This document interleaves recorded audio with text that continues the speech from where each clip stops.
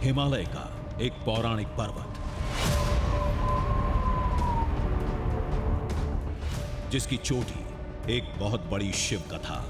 महाभारत और शिव पुराण में लिखा है कि केदारनाथ धाम वहां नहीं होता जहां आज है। केदारनाथ धाम होता वहां जहां हम जाने वाले थे, केदार कांठा।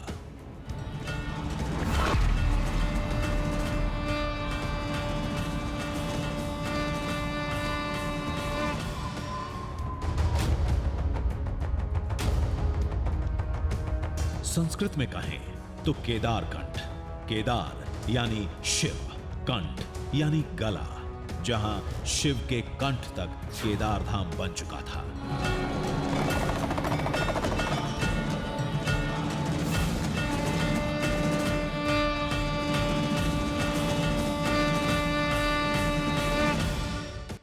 वो जगह जो भोलेनाथ के दिल में बसती है, वो जगह जहां पहले केदारनाथ को बसना था। नमस्कार, जय हिंद। मैं हूं अक्षय विनोद शुक्ल आपके साथ, और आज का जो दृश्य हम आपके लिए लेकर आने वाले हैं वो इन पहाड़ों में तकरीबन 12,000 फीट की ऊंचाई पर बसा हुआ है। जी हाँ, केदारकंठ, जिसे केदार कांठा भी कहते हैं, यानी वो जगह जहां भगवान शंकर ने तप किया। और यकीन मानिए, कहा तो ये भी जाता है कि आज जब आप उस जगह के लिए चढ़ाई की शुरुआत करेंगे तो आपको पग पग पर शंकर के निशान मिलेंगे। उनके तप से जुड़ी तमाम जो चीजें हैं, जो साक्ष्य हैं, वो भी जीवंत मिलेंगे। तो यही वजह है कि आज का ये दृश्यम बेहद खास होने वाला है, क्योंकि हम जिस जगह पर जा रहे हैं वहां कंकड़ कंकड़ पर शंकर का वास है, ये हर कोई मानता है। तो आइए, मुझे अब इंतजार करते नहीं बन रहा है, शुरू करते हैं आज के दृश्यम की तलाश और हमारा ये खास सफर।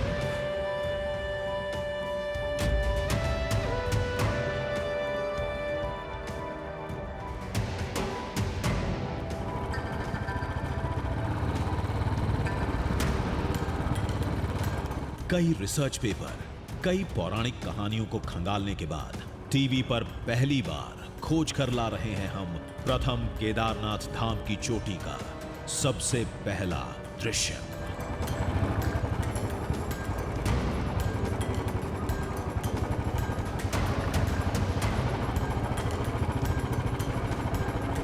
सफर केदारकंठ का, खोज महादेव से जुड़ी, और इसकी शुरुआत उस गांव से होनी थी जिसे आम बोलचाल की भाषा में शिव का गांव कहा जाता है, यानी उत्तर काशी का साकरी।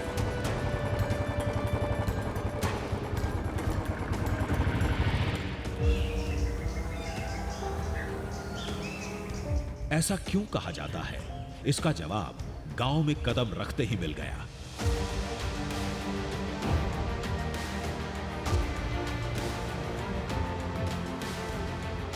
केदारकंठ शिखर यहां से 14 किलोमीटर दूर है। चोटी से बहता पानी गांव की जीवन धारा है।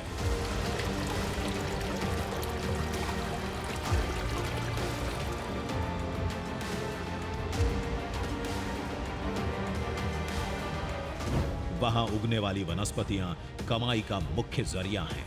कहते हैं यहां जो है सब शिव का है।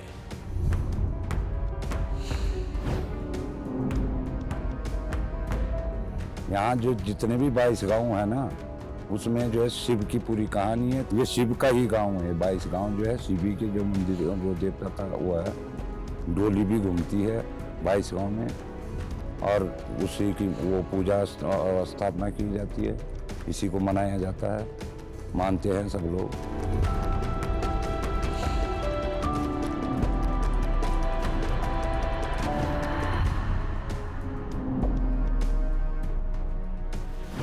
केदारनाथ और केदारकंठ के बीच करीब 100 किलोमीटर की दूरी है।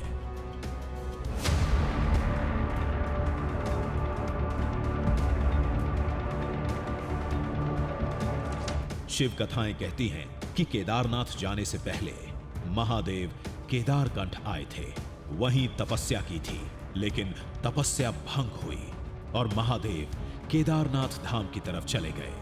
ये कहानी गांव में पूरी शान के साथ सुनाई जाती है।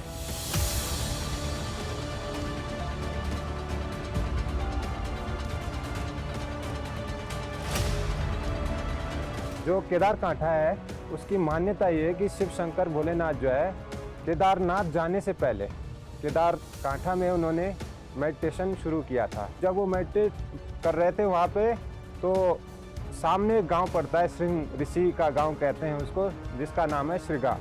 तो श्रृंगा से गाय के रंभाने की आवाज़ आया।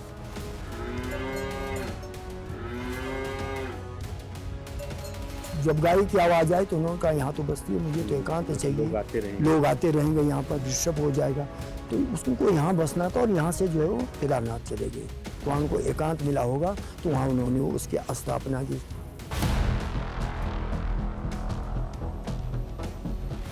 गांव के लोगों ने बताया कि जिस वक्त महादेव की तपस्या भंग हुई उस वक्त तक शिव के कंठ तक मंदिर बन चुका था, जिसके अंश आज भी पर्वत पर मिलते हैं।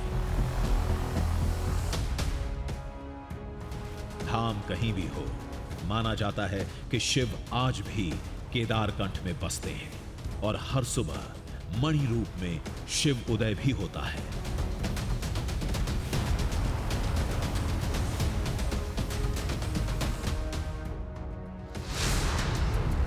वहाँ अच्छा लगता है केदारखंड मैदान पर अच्छे, जो चोटियाँ हैं वो भी अच्छी है।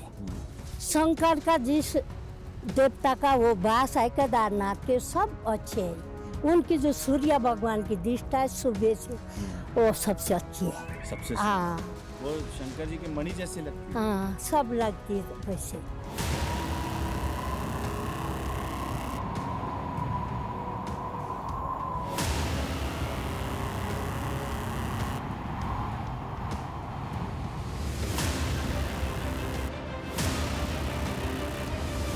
मतलब हर सुबह जब केदारकंठ की चोटी पर सूर्योदय होता है तो एक मणि सी चमकती है,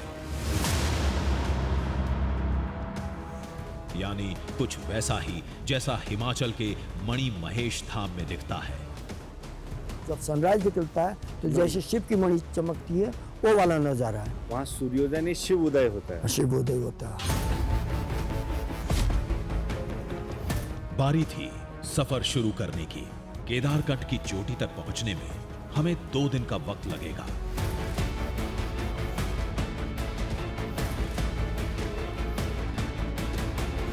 इस ट्रैक पर थोड़े बहुत पर्वतारोहियों को छोड़कर कोई नहीं जाता। शायद इसीलिए वो शिव कथाएं देश के सामने नहीं आई।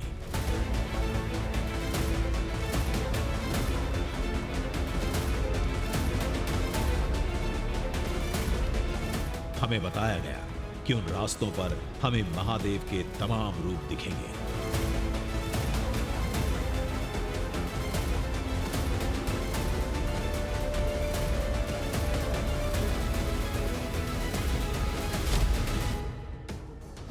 एक जंगल जो महादेव के नीले कंठ से रंग कर नीला हो चुका है। एक झील जो भगवान शिव की जटा से निकली एक बूंद से बनी थी। और वो चोटी जहां आज भी प्रथम केदारनाथ मंदिर के अवशेष मौजूद हैं।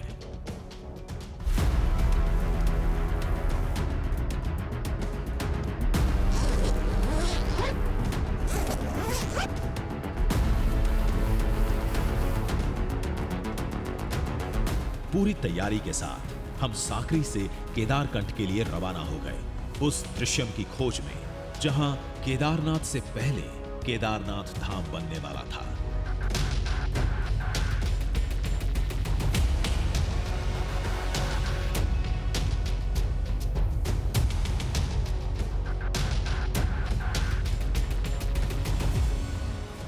जहन में यही ख्याल था कि अगर हम उस दृश्यम को तलाशने में कामयाब रहे तो ये अब तक की सबसे अद्भुत शिव कथाओं में से एक होगी।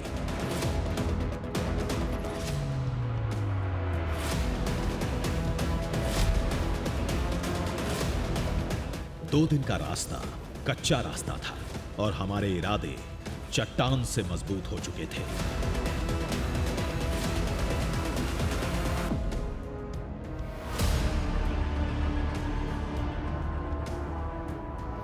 टूटा पुल बता रहा था इस राह के राही बहुत कम हैं, लेकिन हमें हर रास्ते पर चलना आता है।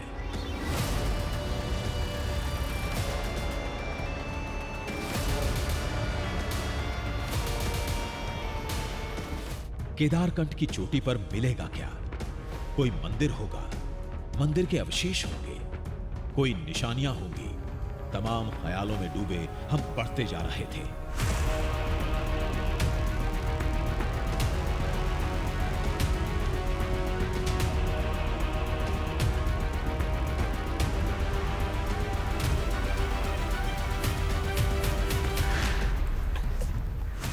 देखिए, लगभग 3 किलोमीटर का सफर अभी तक हमने तय किया है, लेकिन जो दृश्यम यानी वो दृश्यम जो महादेव से जुड़ा हुआ है, वो जगह जहाँ केदारनाथ होना था, जो हमारा आज का दृश्यम है, उस जगह पर पहुँचने के लिए अभी हमें कई किलोमीटर का सफ़र और तय करना है। दरअसल ये जो पहाड़ है ये पूरे ए शेप में बना हुआ है, यानी आपको कहीं पर भी ऐसा नहीं है कि आपको पहले चढ़ना है फिर थोड़ी दूर पर उतरना पड़ेगा, जैसा अमूमन बाकी ट्रैक्स में देखने को मिलता है। यही वजह है कि यहाँ सांसें आपकी फूलती हैं।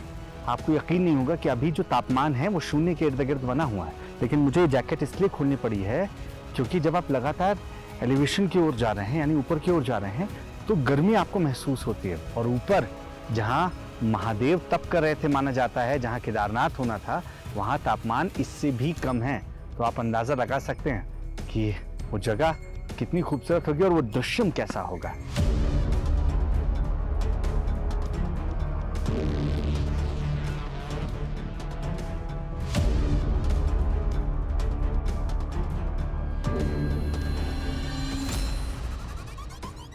मौजूदा केदारनाथ मंदिर केदारकंठ से करीब 100 किलोमीटर दूर है, लेकिन दोनों जगहों की कहानी बताती है कि इनका आपस में जरूर कोई नाता है।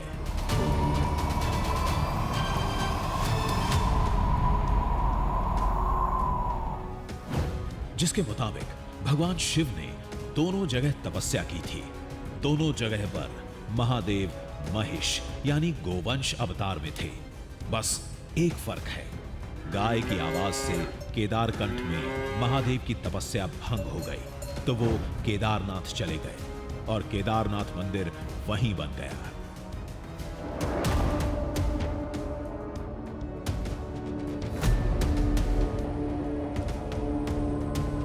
जिनकी केदारकंठ में आस्था है वो इस कहानी पर भरोसा करते हैं, लेकिन जो तर्कों को मानते हैं वो साक्ष्य मांगते हैं।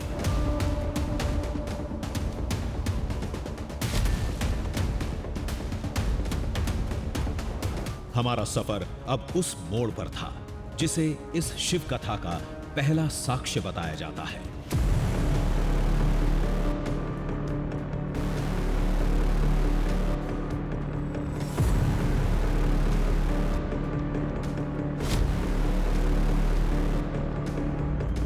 वो हरा जंगल जो दूर से महादेव की कंठ की तरह नीला दिखता है।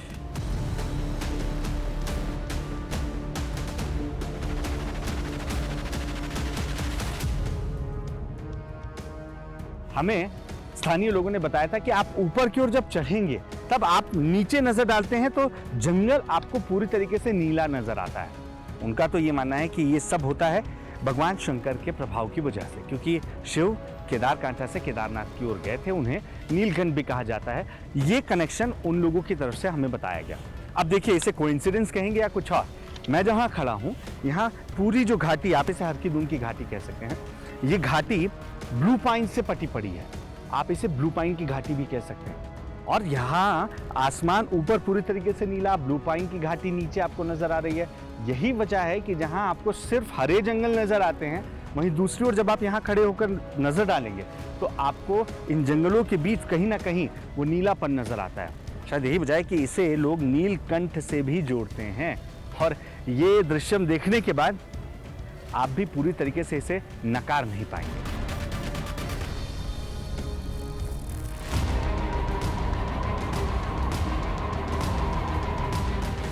दूर से देखने में ये जंगल वाकई नीला था, जैसे कुदरत ने कोई कलाकारी की हो।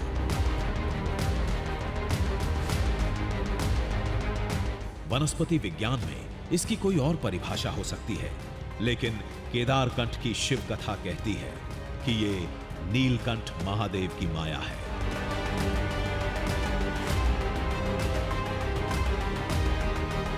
इस अद्भुत नजारे को छोड़कर आगे बढ़ने का मन नहीं था, लेकिन शिखर तक पहुंचने की बेकरारी में कदम फिर बढ़ चले।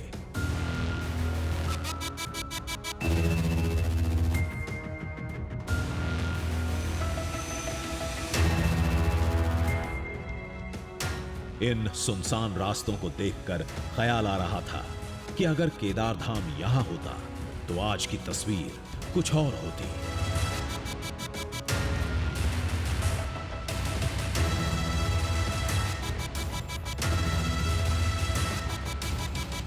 सोचते समझते हम आगे बढ़ ही रहे थे कि केदारकंठ की शिव कथा का अगला पड़ाव सामने था।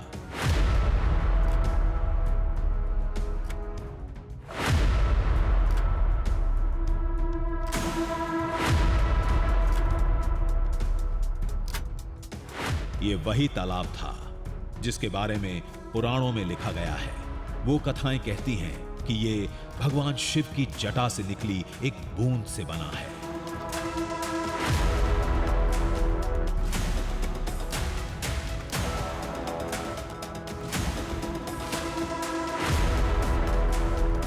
पहले इसे जटा का तालाब बोलते थे। वक्त के साथ नाम बदलता गया। आज इसे जूड़ा का तालाब कहा जाता है।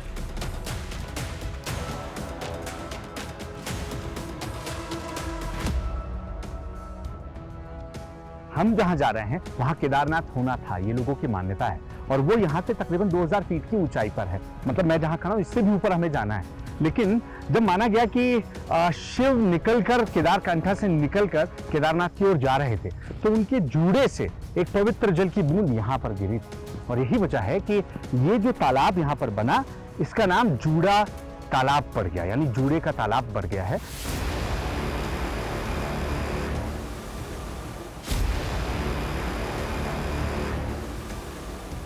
तालाब का पानी जम चुका था। पानी बर्फ और बर्फ चट्टान बन चुकी थी।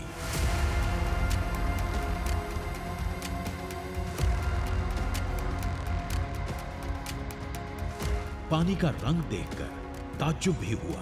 पूछा तो पता चला कि ग्लेशियर का साफ पानी यहां आते ही जटाओं का काला रंग ले लेता है।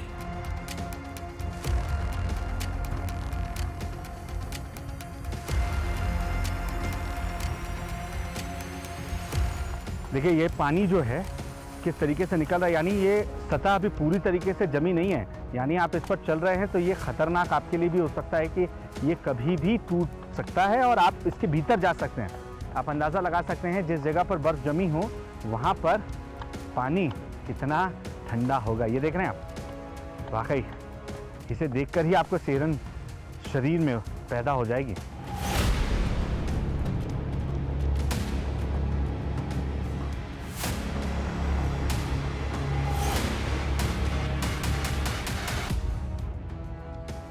केदारकंठ के बारे में अब तक जो कुछ भी सुनकर आए थे वो एक एक करके सच साबित होते जा रहे थे।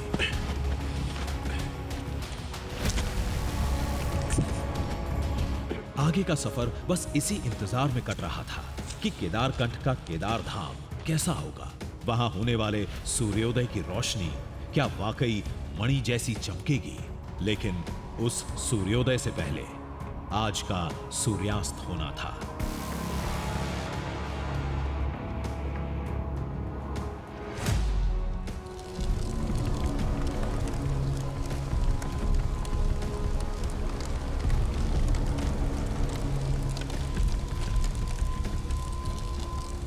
रात होने की वजह से मंजिल से 4 किलोमीटर पहले ही टेंट लगाना पड़ गया। ठहराव से शरीर को थोड़ा आराम मिला, लेकिन मन सवालों में उलझा था।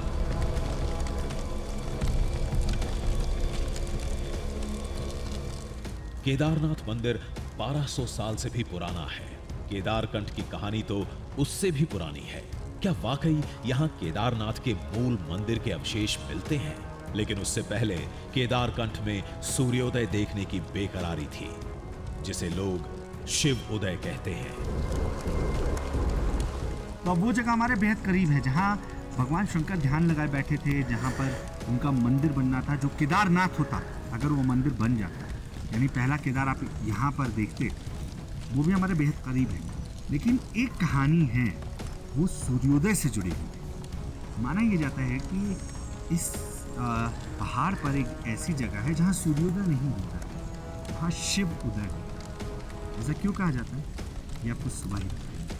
फिलहाल कुछ देर खुद को गर्म रखने की कोशिश के साथ हम टेंट में जाकर आज रात यहीं सोएंगे और इंतज़ार करेंगे अर्ली मॉर्निंग का, जब हम तकरीबन 3:30 बजे अपने अगले पड़ाव की ओर निकल पड़ेंगे।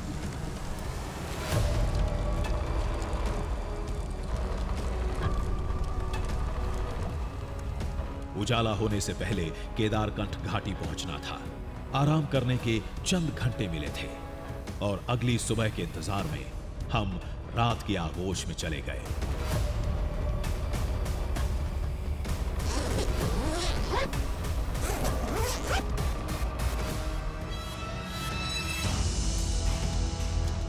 रात के ठीक 2:30 बजे अलार्म के साथ हमारे टेंट में हलचल शुरू हो गई। देखिए, अभी सुबह तकरीबन 2:30 बजे का वक्त है और हम जाग गए हैं।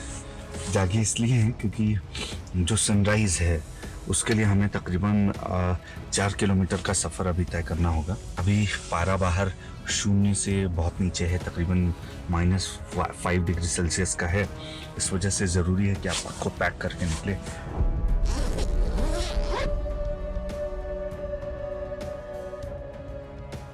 अब मंजिल बहुत दूर नहीं थी। जितने भी दावे सुन रखे थे, सबको समझने और परखने का वक्त करीब था।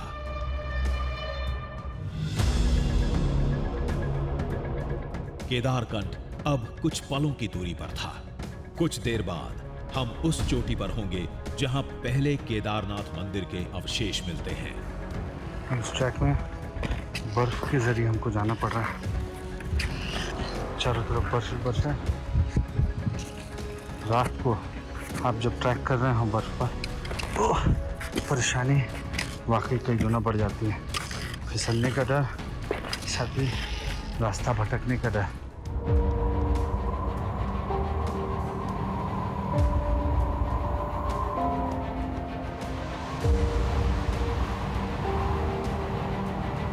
कुछ ही पलों में हम केदारकंठ घाटी में थे, जहां के बेजोड़ दृश्यों को देख हम सारी थकान भूल गए।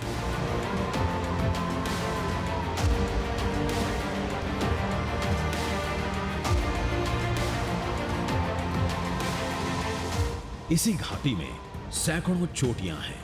इन्हीं में एक वो शिखर भी है जिसकी तलाश हमें 12,000 फीट की ऊंचाई तक खींच लाई थी। लेकिन घाटी में सूर्योदय का दृश्य देखे बगैर हम आगे कैसे बढ़ते? तो देखिए, 3 बजे हमने ये सफ़र शुरू किया था। अब हम केदारकांठा में सबसे ऊंची चोटी पर पहुंच चुके हैं, जहां से सूर्योदय या यूं कह लीजिए शिव उदय होता है। क्योंकि जो सूर्योदय होता है वैसा लगता है कि शिव के ऊपर जो मणि चमकती है वही यहाँ इन घाटियों को चीरते हुए नजर आती है। बहरहाल अभी जो दृश्य आप देख रहे हैं ये वाकई खूबसूरत है और यहाँ इस दृश्य को देखने के लिए कुछ परेशानियाँ आपको ज़रूर झेलनी पड़ती हैं। अभी जहाँ तापमान 0 से 3 से 5 डिग्री सेल्सियस तक नीचे जा चुका है, वहीं दूसरी ओर लगातार तेज़ हवा, आप शायद उसे महसूस कर पाएँ जब मैं बोल रहा हूँ। और यहाँ पर खड़े होना बहुत मुश्किल है क्योंकि ये हवा लगातार अपने साथ आपको बहा ले जाने पर आमादा रहती है। लेकिन जब आपको ये दृश्य देखना हो तब ये तमाम परेशानियाँ छोटी लगती हैं।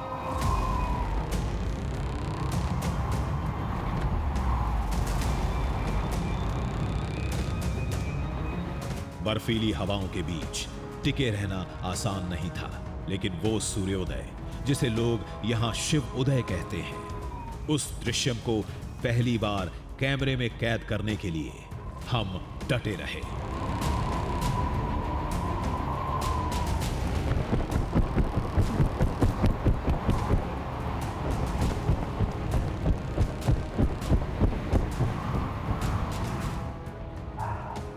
पारा लगातार गिर रहा है।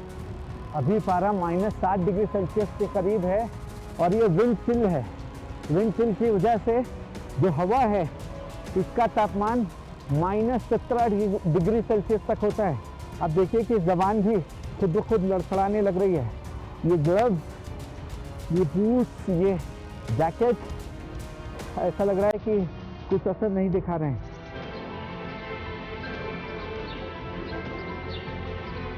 आसमान की लाली ने सूरज के प्रकट होने की दस्तक भी दे दी थी।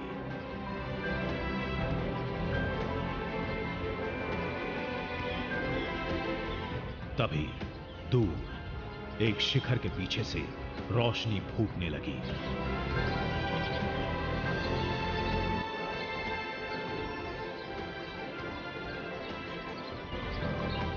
धीरे धीरे सूर्य की किरणें आसमान में खिल उठी।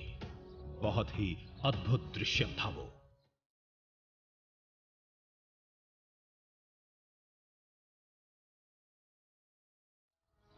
देखिए नीचे बर्फ से ढके पहाड़ हैं और उसके बीच से मणि की तरह चमकता हुआ ये सूर्य का गोला हमें नजर आया। शायद यही वजह है कि लोग कहते हैं यहाँ सूर्योदय नहीं, यहाँ शंकर का उदय होता है, शिव का उदय होता है। क्योंकि जो मणि शिव ने धारण की थी वो जब निकलती होगी तो कुछ इसी तरीके से चमकती हुई नजर आती होगी। ये लोगों की आस्था है, ये लोगों का विश्वास है, भरोसा है। यही वजह है कि जब यहाँ हवा इतनी तेज है जो आपको महसूस होती है -17 से 18 डिग्री सेल्सियस तक, उसमें भी लोग यहाँ खड़े होते हैं और इस दृश्य को देखने के लिए, इस दृश्य को देखने के लिए लगातार वो बेसब्री से इंतजार कर रहे होते हैं।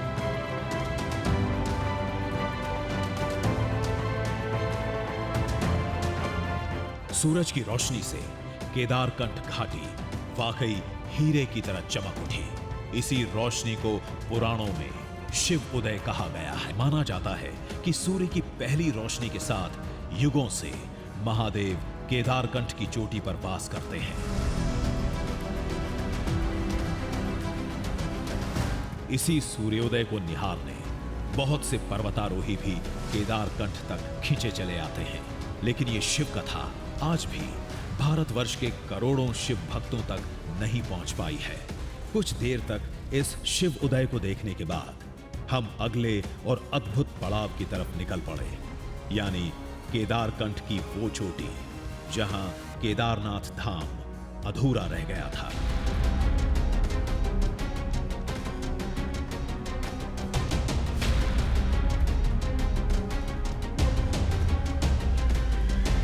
केदार यानी शिव जी यहाँ तपस्या कर रहे थे और वो जगह यहीं कहीं पर भी हो सकती है, किसी भी चोटी पर हो सकती है, जिसे बताया जा रहा है कि वहाँ पर केदारनाथ का मंदिर बनना था। लेकिन जो शिव की तपस्या है वो भंग होने की वजह से वो केदारनाथ की ओर चले गए। हवा देखिए आप, हवा लगातार और तेज होती जा रही है।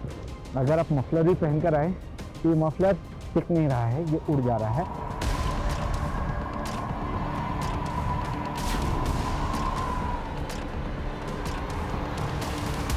तेज हवाएं पीछे ढकेल रही थी, बेहिसाब ठंड कदमों को रोक रही थी।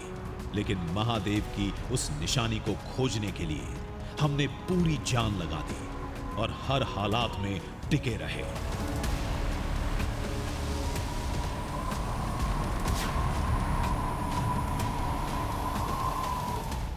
बहुत तेज हवा है और जब इतनी तेज हवा है आप आगे नहीं बढ़ सकते हैं, क्योंकि ये आपको अपनी ओर खींचती है या धकेलती है इस खाई की ओर। और ऐसे में ये जो पत्थर है यही सबसे बड़ा सहारा है जिससे आप हवा को काट सकते हैं या इसके कांटेक्ट में आने से बच सकते हैं। क्योंकि ये जितनी तेज़ रफ्तार में है उससे कहीं ज़्यादा ये जानलेवा है ठंड की वजह से। ये बेहद ठंडी है। ये देखिए, ऐसा लग रहा है कि कोई बर्फीला तूफान है।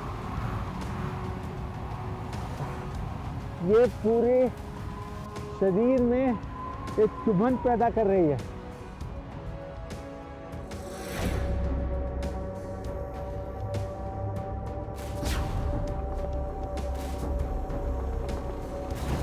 पौराणिक दावों को सच माने तो युगों पहले महादेव ने गोवंश अवतार में इन्हीं चट्टानों के बीच कुछ वक्त गुजारा था।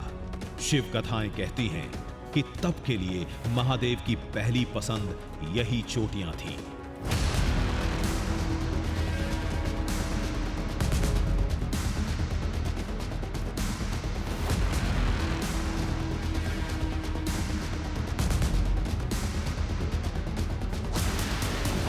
कुछ देर बाद उस पौराणिक शिखर का दृश्यम हमारे सामने था। दावे के मुताबिक यही वो चोटी है जहां महादेव ने तपस्या की थी।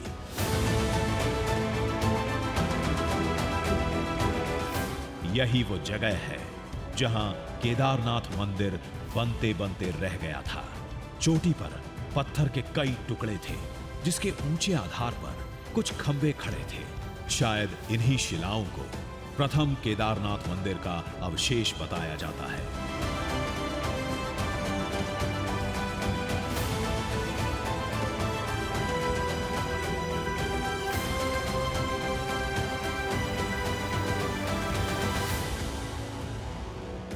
केदारखंड यानी वो जगह जहां केदारनाथ होना थे, वो जगह जहां भगवान शंकर ध्यान में बैठे थे। दरअसल यही वो जगह है जहां भगवान शंकर ध्यान में बैठे थे, ऐसी मान्यता लोगों की है। और यहाँ जब भगवान शंकर ध्यान लगाए हुए थे तब यहाँ जो गांव है, जिसे आप सिरगा कहते हैं, वहाँ से एक गाय के रंभाने की आवाज़ आई, जिसकी वजह से उनका ध्यान टूट गया। और उसी दरमियान उन्होंने ये बात महसूस की कि यहाँ आसपास बसाहट है जहाँ लोग रहते हैं, और यही वजह है कि उनके ध्यान में बार बार खलल पड़ सकता है। और उन्होंने फैसला किया कि वो यहाँ से अब केदारनाथ के लिए चले जाएंगे।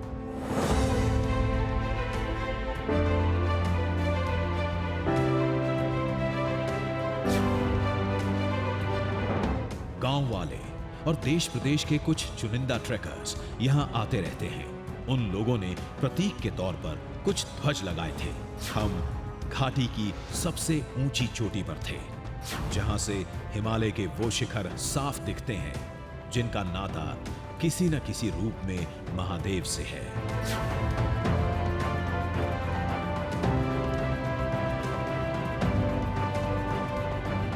ये किस ऊंचाई पर है इसे आप ऐसे समझ सकते हैं कि मैं जहाँ खड़ा हूँ मेरे पीछे किन्नौर कैलाश रेंज है, और साथ ही साथ आप इस पर जब नजर डालते हैं तो स्वर्गा रोहिणी जो इस रीजन की सबसे ऊंची चीज बताई जाती है वो यहाँ पर नजर आती है। यानी कुल मिलाकर यहाँ से आपको सारी रेंजेस आसानी से आसपास की नजर आती हैं। और यही वजह है कि यहाँ पर लगातार आपको दो चार होना पड़ता है इस ब्रीज से, जो बर्फीली हवा है। इसके थपड़े लगातार आपको परेशान करते हैं, लेकिन हाँ, जो दृश्यम है और जो सुकून इस बात का है कि ये वही जगह है जहाँ भगवान शिव ने खुद तप किया था, खुद तपस्या की थी। तब ये सारी परेशानियाँ आपके लिए भी छोटी नजर आती हैं। बहरहाल इस नज़ारे को, इस दृश्यम को हर कोई यही कोशिश करता है कि जी भर के देख ले। हम भी वही कोशिश कर रहे हैं। मौजूदा केदारनाथ मंदिर यहां से 100 किलोमीटर दूर केदारखंड में है। यहां आने के बाद एक सवाल मन में आना वाजिब है। इस चोटी पर मंदिर बनाने वाले कौन लोग थे? इस बारे में कोई साफ जवाब नहीं मिलता। कुछ कहानियां पांडवों से जुड़ती हैं तो कुछ दिव्य आत्माओं से।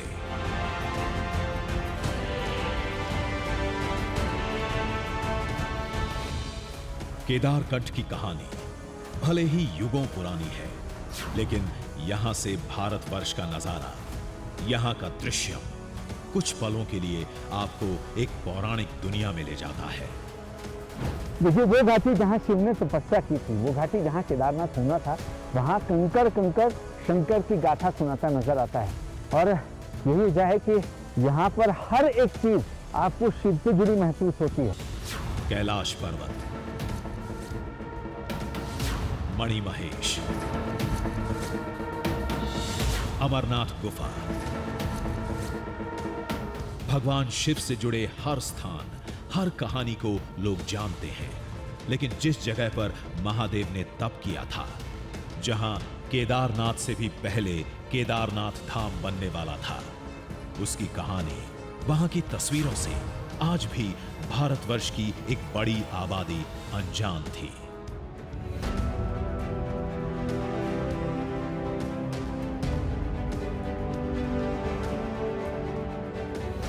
इस अद्भुत नजारे को मन भर निहारने के बाद फिर बढ़ चले थे हमारे कदम तलाशने भारतवर्ष का एक और नया दृश्य।